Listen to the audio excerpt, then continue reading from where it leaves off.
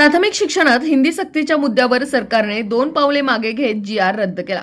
त्यानंतर ठाकरे बंधूंनी मोर्चाऐवजी विजयी सभा घेण्याचं घोषित केलं होतं. आता शिवसेनेचे प्रवक्ते खासदार संजय राऊत यांनी ठाकरे बंधूंच्या शक्ती प्रदर्शनाची वेळ आणि स्थळ जाहीर केलंय. महाराष्ट्र कमजोर करण्याचं कारस्थान सुरू होतं, पण महाराष्ट्रातले टायगर अजून जिवंत आहेत. 5 जुलैला मराठी विजय दिवसाचं आमंत्रण आम्ही सत्ताधारी पक्षातील लोकांनाही देणार आहोत.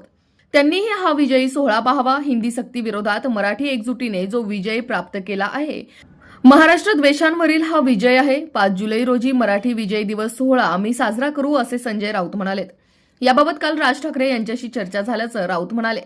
या चर्चेनुसार सोहळ्यासाठी छत्रपती शिवाजी महाराज पार्क अर्थात शिवतीर्थाची जागा मिळावी अशी शिवसेना आणि मनसेची इच्छा होती.